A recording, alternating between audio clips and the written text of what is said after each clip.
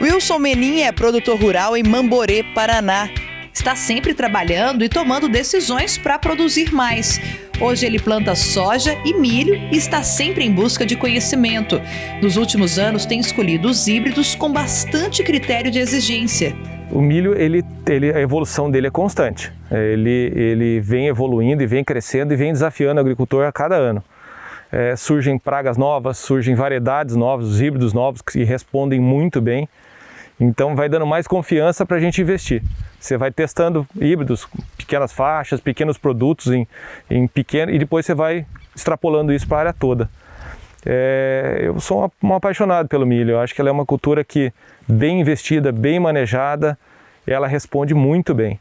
A gente sabe que o milho, a gente trabalha o nitrogênio principalmente, que a cada 1 quilo de nitrogênio por hectare vai responder em 1 saco de milho por hectare. Então o agricultor tem como, digamos assim, apostar nessa nova produção. Então nós precisamos, para atingir um máximo potencial, de uma planta em equilíbrio. Nada me adianta ter um nutriente com um valor alto, sendo que eu estou deficiente em outro.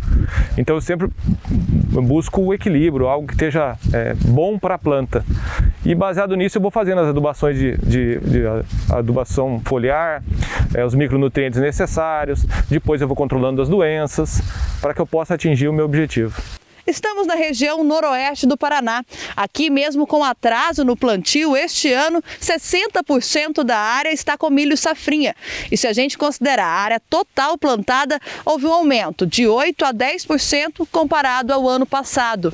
Esse aumento se justifica com o alto preço das commodities. Para aproveitar a onda do mercado, produtores da região investem pesado em nitrogênio. Esse manejo tem papel fundamental no cultivo do milho. A adubação nitrogenada é, sem dúvida, uma das mais importantes operações de manejo da cultura. É o nutriente absorvido em maior quantidade pela planta e, na maioria das vezes, apresenta o melhor resultado dentre todos os nutrientes aplicados.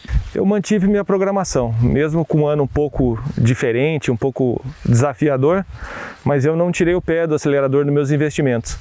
Eu acredito que a lavoura, estando no estado que ela está hoje, grande parte está relacionada ao investimento que eu fiz. A lavoura do milho, ela é desafiadora, né? Então nós temos que investir nela, principalmente em nitrogênio. Então, ainda mais nos preços que nós estamos praticando agora, sem dúvida é ano de investimento, é ano de apostar no milho. Cada hectare de terra no mundo é coberto por cerca de 90 milhões de quilos de nitrogênio. Só que ele não pode ser usado pelas plantas sem antes ser modificado por processos naturais ou por meio de fertilizantes comerciais.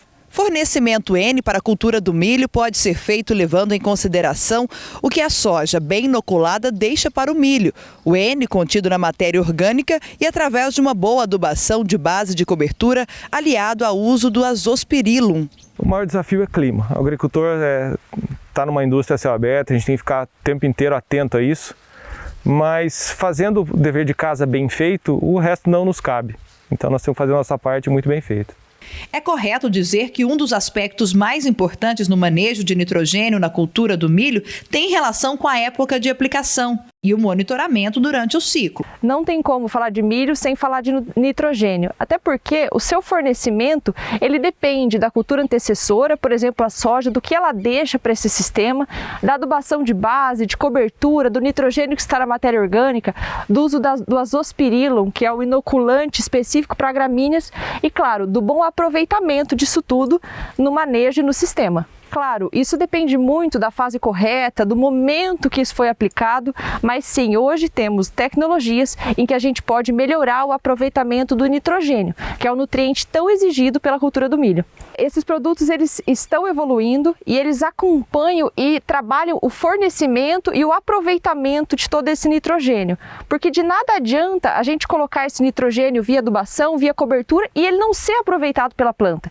E quando a gente traz essa palavra aproveitamento, é onde a gente entra, porque o molibdênio, reguladores vegetais, por exemplo, atuam transformando e ajudando a incorporar esse nitrogênio para a planta, até porque a fonte preferencial de absorção do nitrogênio pelas raízes é o nitrato, e a gente precisa transformar, a gente precisa assimilar, e o molibdênio e os reguladores atuam nesse sentido.